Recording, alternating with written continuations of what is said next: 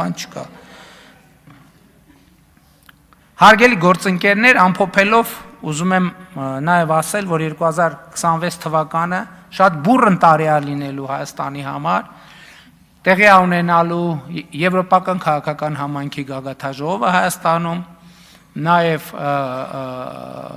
կենսաբազմազանության COP17 գագաթաժողովը արդեն աշնանը եւ խորհրդարանական հերթական ընտրությունները, եւ ես եւս մեկ անգամ արձանագրում եմ, որ ես եւ կառավարող մեծամասնությունը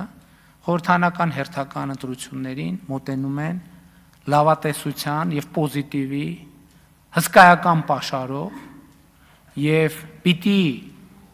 եւս մեկ անգամ արձանագրեմ, որ այո, Հայաստանի Հանրապետության եւ Ադրբեջանի Հանրապետության միջև հաստատված է խաղաղություն։ Մեր խնդիրն է խնամել, ուժեղացնել, ինստիտուցիոնալ դարձնել խաղաղությունը եւ ելի մի հանգամանք եմ ուզում ասեմ, վերջին շրջանի աշխատանքները վերլուծելով, շատ կարեւոր է արձանագրել հետեւյալը, որ եթե շատ պայմանական ասեմ, Հայաստանի եւ Ադրբեջանի միջև մի միլիմետր վստահությունը, երբ որ մի միլիմետրով վստահությունը ավելանում է Հայաստանի եւ Ադրբեջանի միջև, ինքը բերում է 10 սանտիմետր գործնական առաջընթացի։ Սա բարձա պայմանական բանաձև եմ ասում, բայց ուզում եմ իմ տպավորությունները կիսել նաև այդ առումով։ Եվ ուզում եմ ասել, որ այսօր ես խաղաղության հեռանկարի վերաբերյալ շատ ավելի լավատես եմ, քան ասենք 2025 թվականի օգոստոսի 15-ին 20-ին, չնայած այդ պահին լավատես էի ավելի, քան նախկինում երբևէ եղել եմ լավատես։ Եվ հետևաբար մեր խնդիրը այդ թվում 2026 թվականի այո, տնտեսական ես համաձայն եմ, ֆինանսների նախարար ասեց, մենք դուրս ենք եկել բնականon տնտեսական զարգացման ուղեծրի մեջ։ Մեր տնտեսությունը զարգանալու է։ Մեր խնդիրն է նա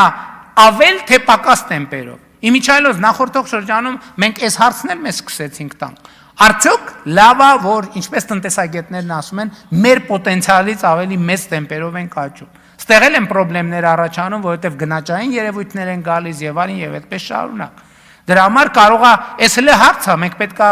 քննարկենք 6-7% տնտեսական աճը պետք է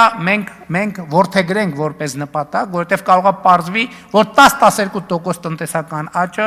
գնաճային եւ այլ խնդիրներ առաջացնում եւ ռիսկեր առաջացնում։ Բայց 2026 թվականի հիմնական խնդիրը հետեւյալն է. Հայաստանի Հանրապետության ժողովուրդը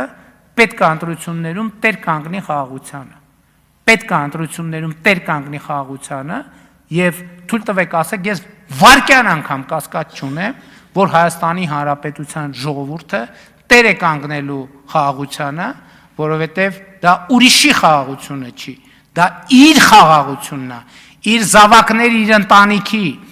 իր թորների, իր ծորների խաղաղությունն է եւ դա մեծագույն տուրքն է բոլոր նահատակներին եւ իր բոլոր անցյալներին, անկախ նրանից մեր պատմության որ շրջանում է այդ նահատակությունը եւ զոհողությունը տեղի ունեցել եւ հետեւաբար փառք նահատակներին եւ կեցե Հայաստանի Հանրապետությունը։ Շնորհակալ եմ։ Շնորհակալություն մեծարգո պարոն վարչապետ, հարցի